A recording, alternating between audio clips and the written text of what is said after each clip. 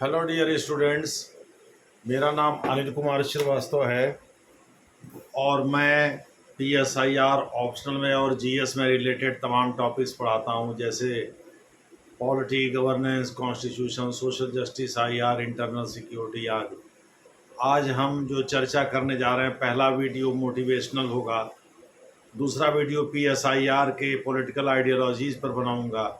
यह आपके UPSC और स्टेट PCS के सिलेबस में भी है। उसमें आपको बताया जाएगा कि पॉलिटिकल आइडियोलॉजीज़ की तैयारी कैसे करें और हम लोग जो टेस्ट सीरीज़ करेंगे मुख्य परीक्षा के लिए वो कैसे करेंगे। खैर, अभी इस समय जो हम चर्चा करने जा रहे हैं वो हम एक मोटिवेशनल वीडियो बनाने जा रहे हैं और लिंक कर रहे हैं इसको कार्ल मार्क्स के लाइफ से। कार्ल मार्क्स, जिसका पूरा नाम कार्ल हेनरिक मार्क्स था, हेनरिक उसके पिताजी लिखा करते थे। वह जर्मनी के प्रशिया नामक राज्य में, उस समय वो प्रांत नहीं था, उस समय वह एक किंगडम था, यानी वहाँ एक राजशाही परिवार शासन किया करता था। वो उसके ट्रियर नामक जगह पर, पश्चिमी जर्मनी का हिस्सा है ये बेल्जियम से सटा हुआ भाग है। राइन नदी के किनारे जो राइन इलाका है उसी इलाके में पड़ता है। तो वो समय ये प्रशिया का हिस्सा हुआ करता था। तो ट्रियर नामक जगह पर इसका जन्म हुआ था कार्ल मार्क्स का 5 मई 1818 को। यह बॉन यूनिवर्सिटी, बर्लिन यूनिवर्सिटी और जेना यूनिवर्सिटी से मुख्य रूप से पढ़ा था।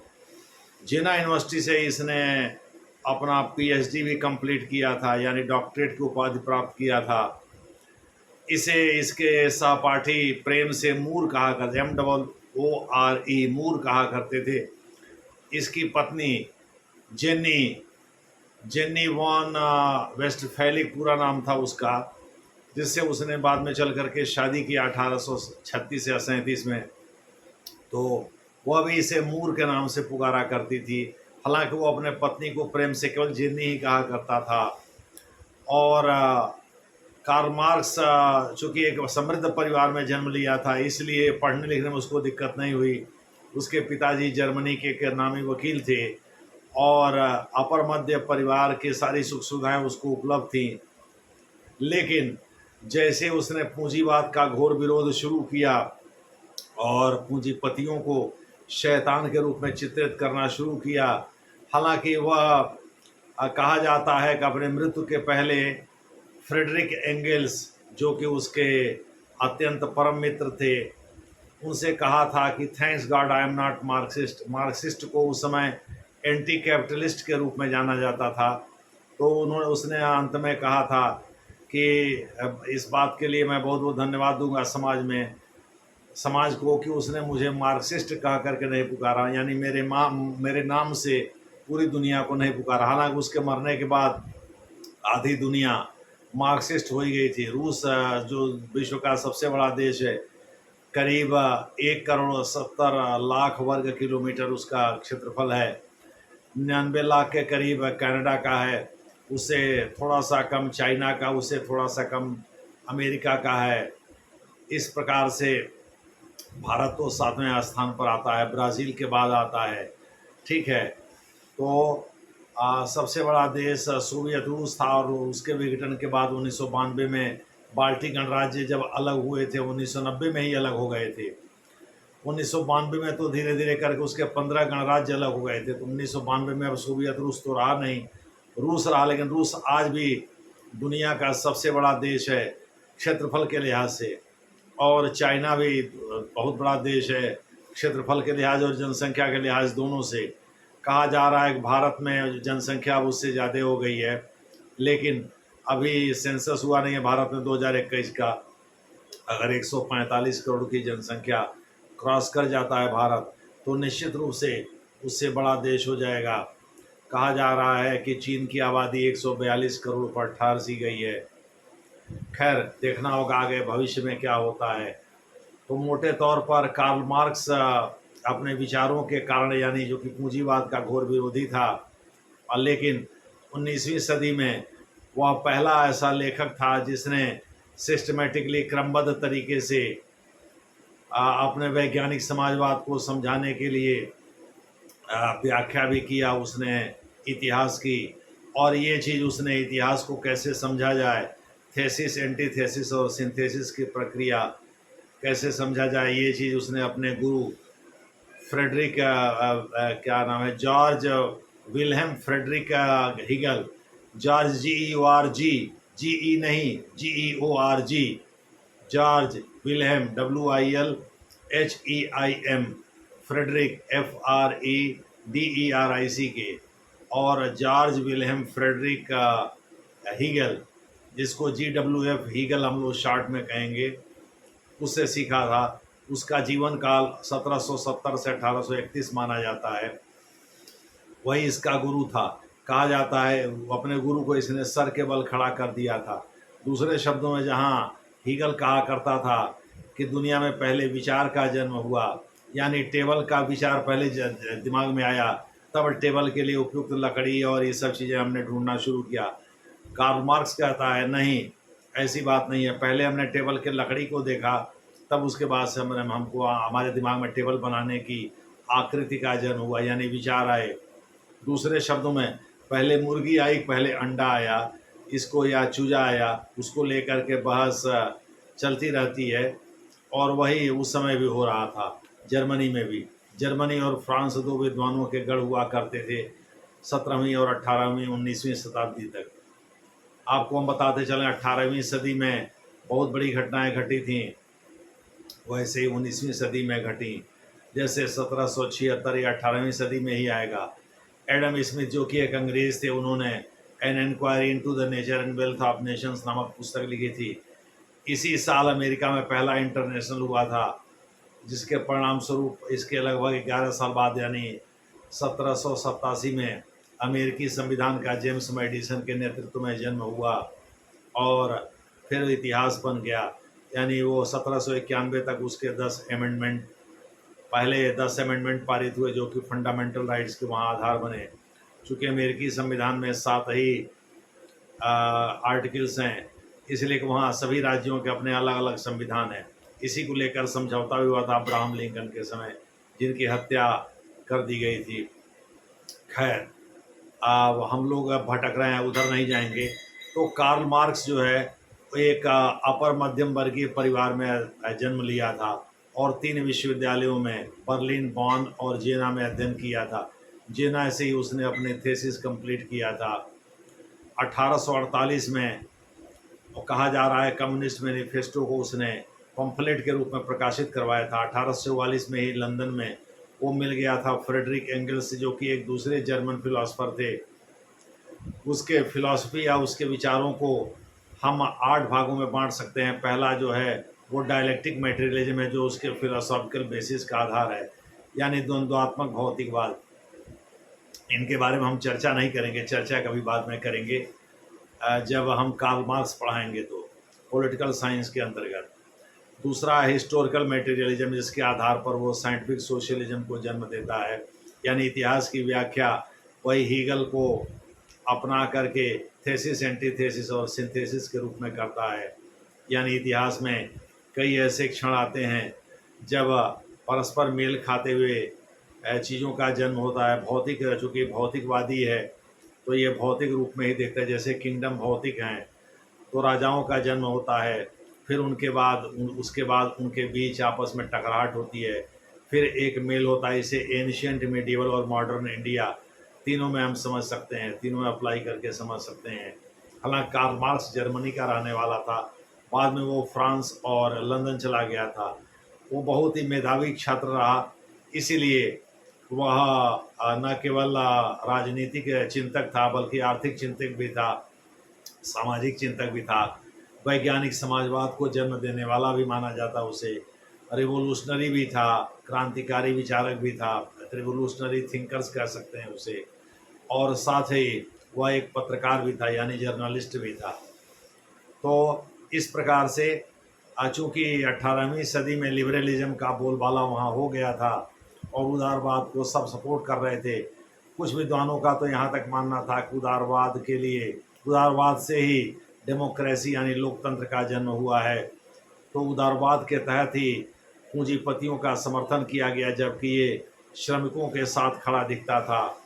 और जिन 8 चीज़ों की हम चर्चा कर रहे थे उसमें डायलेक्टिक मटेरियलिज्म, हिस्टोरिकल मटेरियलिज्म, तीसरा थियरी ऑफ सरप्लस वैल्यू यानी अधिशेष उत्पादन का सिद्धांत, इनके बारे में बाद में हम लोग चर्चा करेंगे, यानी अपने समुदाय को खिलाने से अधिक पैदा करना। ठीक है, आप भारत में, प्राचीन भारत में डी कोशाम्बी, रोमिला थापा, आर्य शर्मा, विजेंद्र नारायण झा, डी.एन. झा जैसे विद्वानों ने इसी सिद्धांत को अपना करके और प्राचीन भारत में ग्रामीण संस्कृति का उल्लेख किया है, जिससे शहरी संस्कृति का जन्म हुआ।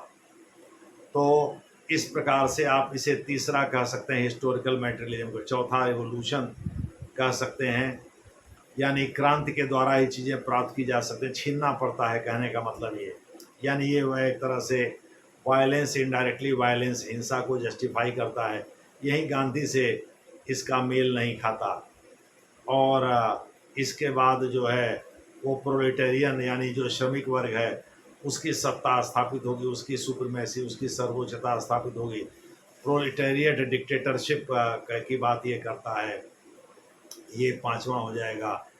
छठवां आप कह सकते हैं सोशलिज्म या साइंटिफिक सोशलिज्म, वैज्ञानिक समाजवाद।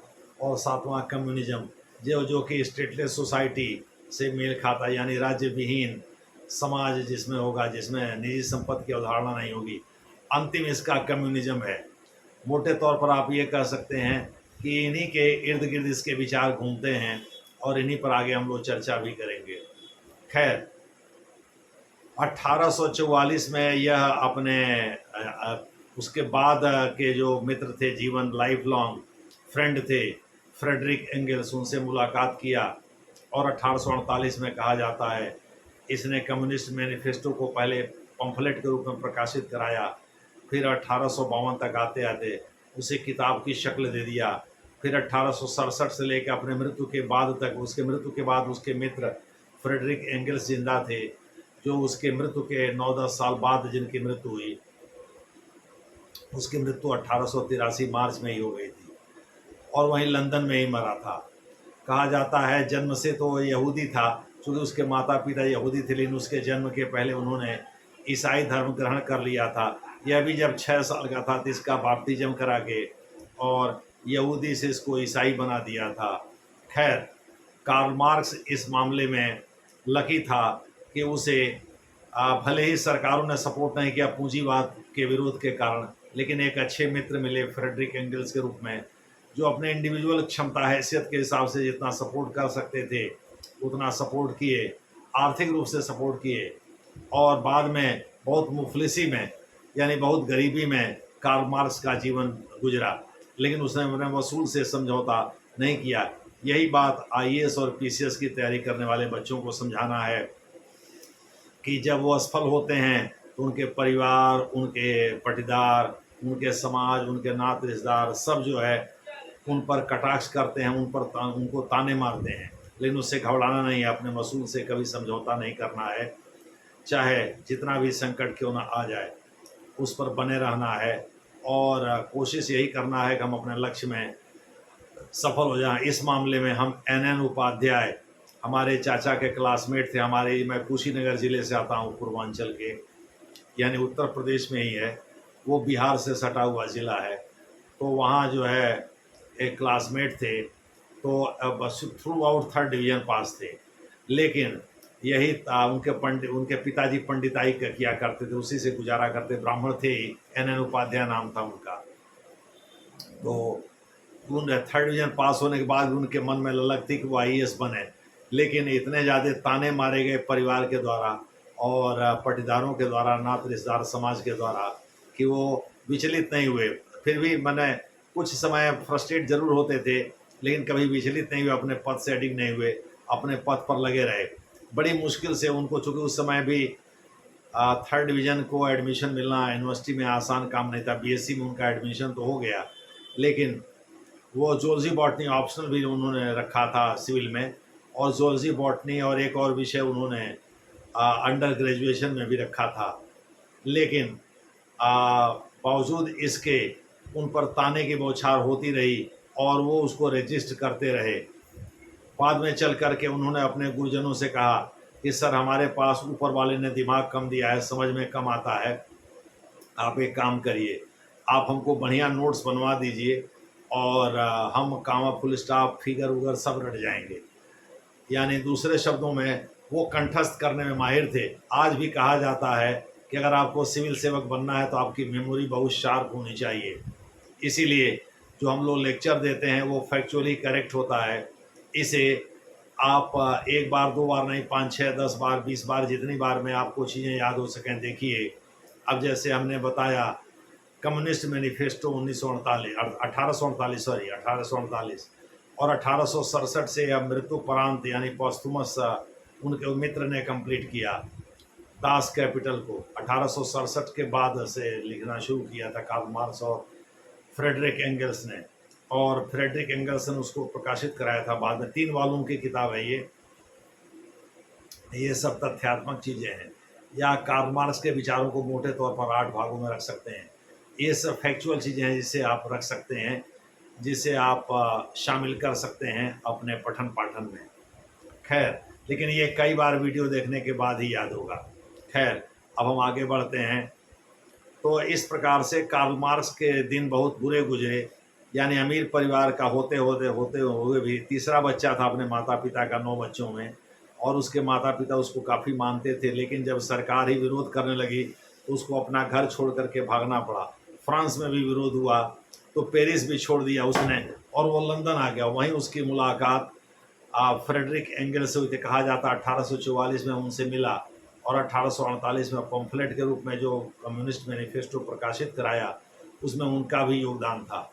खैर, जो भी है, उसने राजनीति पर अपने विचार व्यक्त किए, राजनीतिक अर्थव्यवस्था पर अपने विचार व्यक्त किए, उसने धर्म पर अपने विचार व्यक्त किए, उसने समाज पर अपने विचार व्यक्त किए।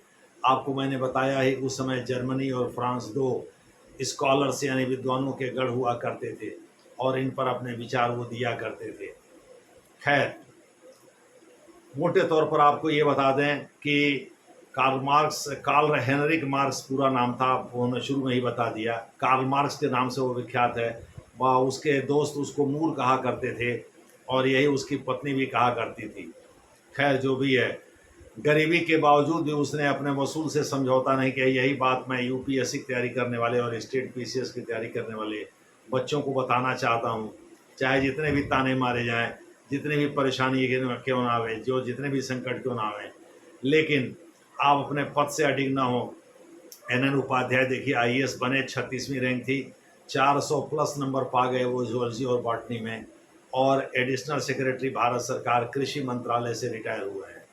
उनके दामाद अजय कुमार शुक्ल फैजाबाद के DM रहे हैं। भाई IAS का जाहिर है दामाद IAS ही होगा। वो भारत में नेताओं के बाद सबसे बड़ा पद है। आप कह सकते हैं कि ब्यूरोक्रेसी में सबसे बड़ा पद है, नौकरशाही में सबसे बड़ा पद है। तो इस प्रकार से कार्ल मार्क्स भी अपने पद से डिगा नहीं और वो लगा रहा। दूसरे शब्दों में, उसने अपने लक्ष्य को साधने में कोई कोर कसर नहीं उठा रखा। और कहा जाता है 3 यहूदियों ने विश्व को 3 दिशा दी। एक कार्ल मार्क्स खुद है, अगर उसे यहूदी मान लिया जाए, क्योंकि भले ही 6 साल की उम्र में वो ईसाई धर्म उसे ग्रहण करवा दिया गया था, लेकिन जन्म तो उसका एक यहूदी माँ बाप से ही हुआ था। भले ही उसके माँ बाप उसके जन्म के पहले ईसाई धर्म ग्रहण कर लिए थे, लेकिन जन्म के समय वो यहूदी थे। उसकी माताजी हॉलैंड से आती थी, द नीदरलैंड्स के नाम से हम जिसको जानते हैं, और उसके पिताजी तो जर्मन के ही रहने वाले थे, वहाँ के नामी गिरामी वकील थे, जैसा मैंने पहले बताया है।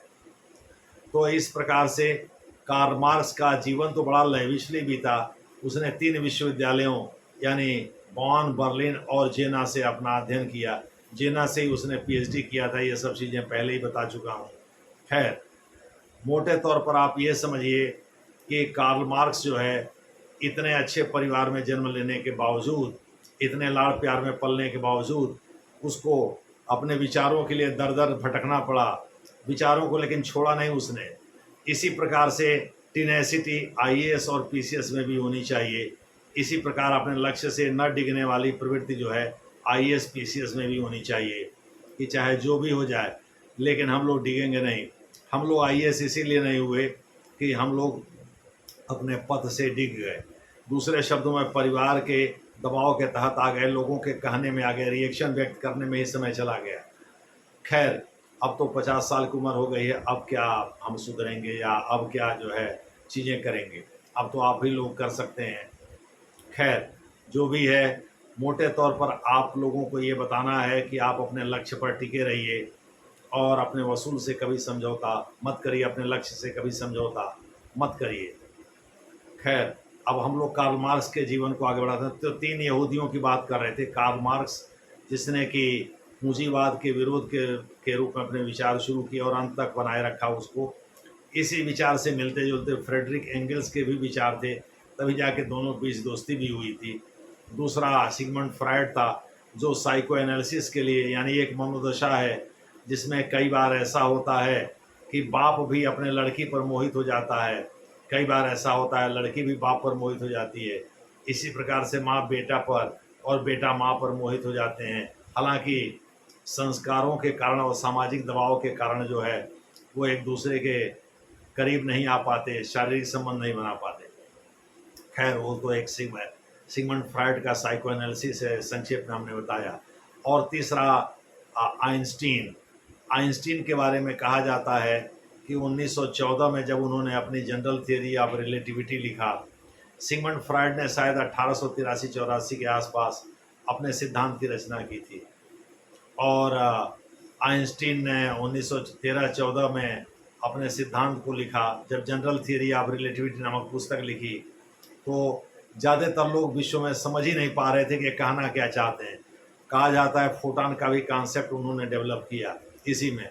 लेकिन जब 1923-24 में इसका ट्रांसलेशन हुआ अंग्रेज़ी में, तो जूलियन हक्सले और बर्ट्रैंड रसल जैसे जर्मन वासी, जब बर्ट्रैंड रसल तो जर्मनी के ही रहने वाले थे, उन्होंने इसकी तारीफ की। हालांकि बाद में ये लोग आकर के भले ही अमेरिका वगैरह में बस गए थे, दूसरी बात है, लेकिन इन लोगों ने चीज़ों को समझ लिया और ये अंग्रेज़ी अच्छी जानते थे। जूलियन हक्सले भी जानते थे, अंग्रेज़ थे ही, और बर्ट्रैंड रसल भले जर्मन थे, लेकिन आकर अमेरिका में रहते थे।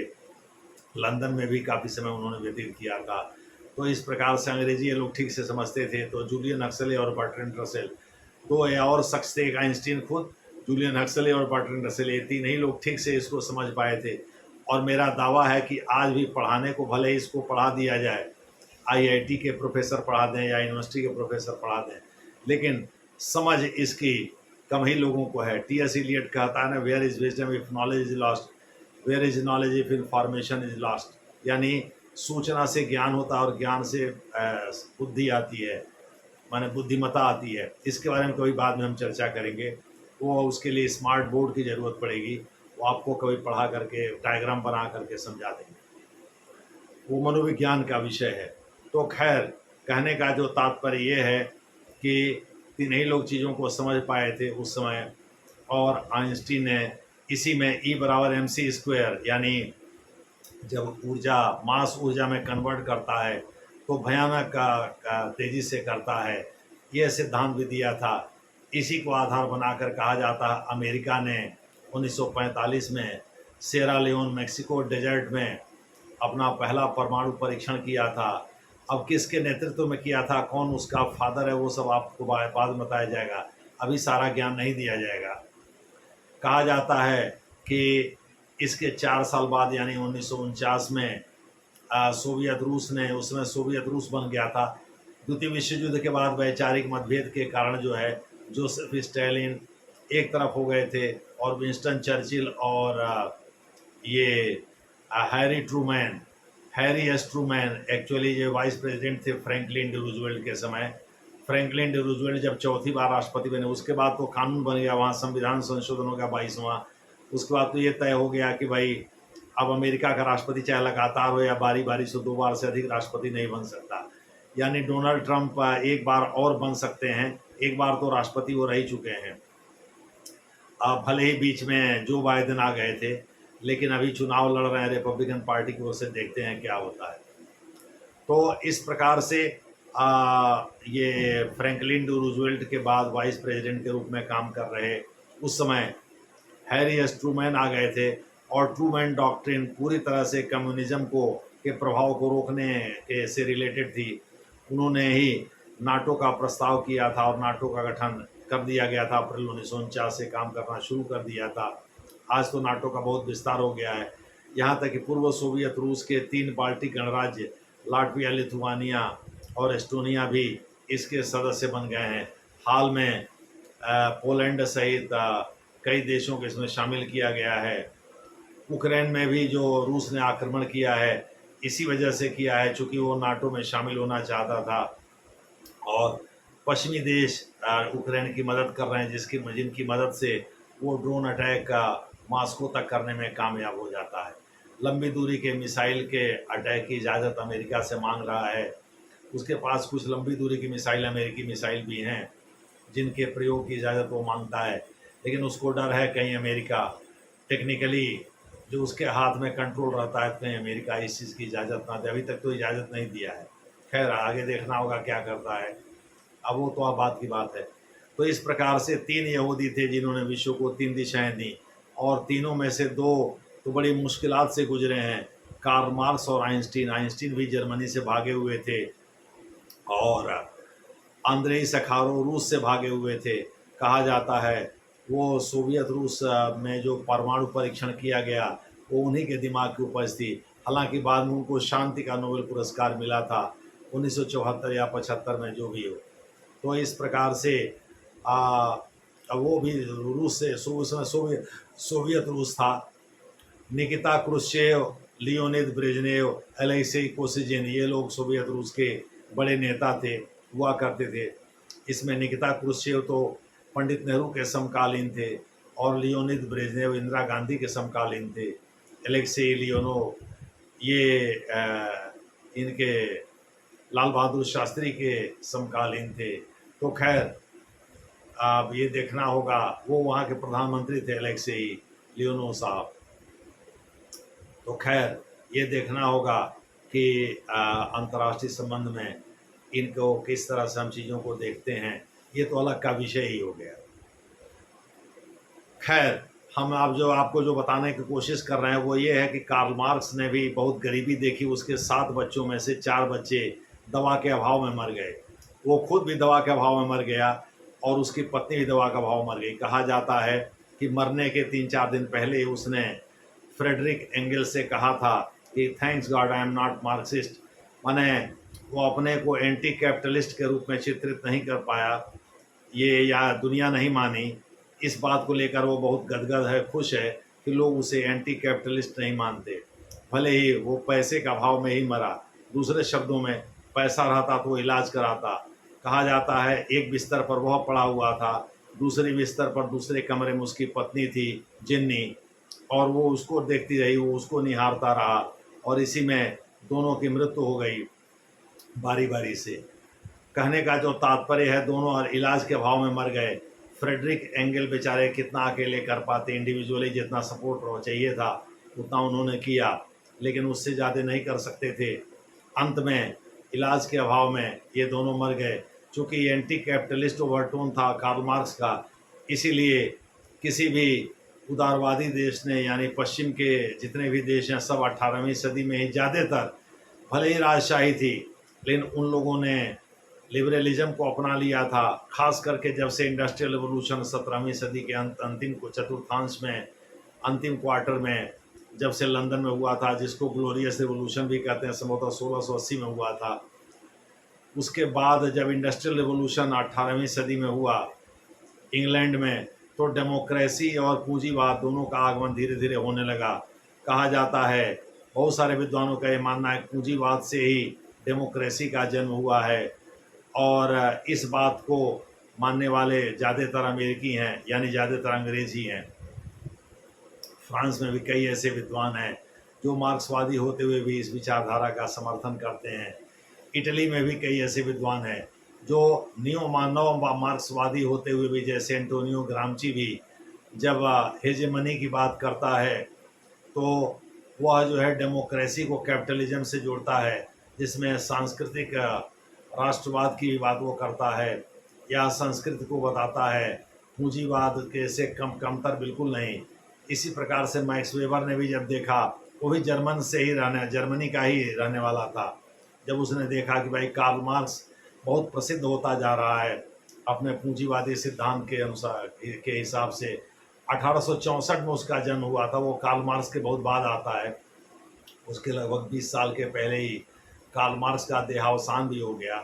यानी जब मैक्स वेबर युवा था तभी मुझे लगता है कार्ल मार्क्स का देहावसान हो गया, और 1920 में तो मैक्स वेबर भी मरी गया था।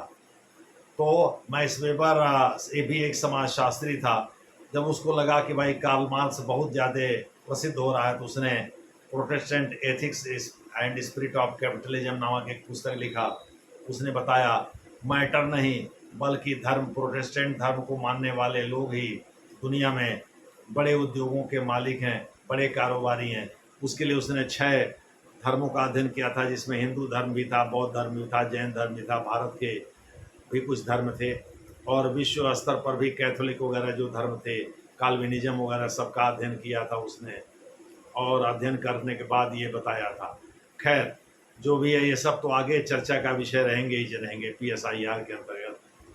लेकिन मोटे तौर पर हम ये कहना, हम लोग कार्ल मार्क्स पढ़ लेते हैं लेकिन कार्ल मार्क्स की जीवनी के बारे में नहीं समझते, आइंस्टीन की जीवनी के बारे में। आइंस्टीन वगैरह को तो गोली मारो, या सिगमंड फ्रायड ने तो कभी तकलीफ उठाया नहीं। सिगमंड फ्रायड तो एक अंग्रेज, मूलतः अंग्रेज थे और वो अंग्रेज ही बने रहे। लेकिन हम बात करते हैं कार्ल मार्क्स और आइंस्टीन की। तो आइंस्टीन भी जर्मनी से आते थे, कार्ल मार्क्स भी जर्मनी से आता था। दोनों ने अपने अपने तरीके से तकलीफ उठाए। आइंस्टीन इसलिए जर्मनी से भागे थे, उस समय एंटी सेमेटिज्म एक आंदोलन चल रहा था जर्मनी में, जिसे बाद में चल करके 1933 के बाद हिटलर ने हवा दिया और कंसंट्रेशन कैंप में, कहा जाता है, बंद करके ही 60 लाख से अधिक यहूदियों की का कत्लेआम करा दिया। तो इस प्रकार से यहूदियों के प्रति घृणा को ही एंटी सेमेटिज्म कहा जाता है। तो इस प्रकार से एंटी सेमेटिक का मूवमेंट चल रहा था वहाँ जर्मनी में, उसी से बच करके आइंस्टीन भाग खड़े हुए थे। इसके पहले कि हिटलर का उत्थान हो, उसके पहले वो भाग गए थे अमेरिका, और वहीं जा कर के उन्होंने अपनी रचना की और उन्होंने चीज़ों को बताया। मोटे तौर पर जर्मनी भी आगे चल कर के एक ऐसा देश बना जिसने विद्वानों को सपोर्ट करना शुरू किया, तभी तो फ्रैंकफर्ट स्कूल का उदय हुआ। उसके बारे में हम लोग बाद में चर्चा करेंगे, वो सब PSIR के तहत ही आपको बताया जाएगा। तो कार्ल मार्क्स के जीवन से एक प्रेरणा मिलती है कि भाई हम अपने लक्ष्य से कभी अडिग नहीं होंगे, जी जान लगा करके जुटे रहेंगे तब तक कि जब तक लक्ष्य ना मिल जाए, हमको हमारे हाथ ना जाए, चाहे बीच में जितनी भी परेशानी हमको क्यों ना आए। इसमें विवेकानंद का एक कथन भी है, इसमें आप इसे भी प्रेरणा ले सकते हैं, सुभाष बाबू से भी प्रेरणा ले सकते हैं, GC चतुर्वेदी जो कि PCS से IAS हुए थे, जो गोरखपुर विश्वविद्यालय के वाइस चांसलर भी रहे कुछ दिनों तक, तो उनसे भी प्रेरणा ले सकते हैं। RK त्रिवेदी जो PCS से IAS हुए थे, भारत के चीफ इलेक्शन कमिश्नर बने थे, उनसे भी प्रेरणा ले सकते हैं। मोटे तौर पर आपसे कहना ये है कि आप अपने लक्ष्य पर अडिग रहेंगे तो आपको आपकी मंजिल जरूर मिलेगी। धन्यवाद।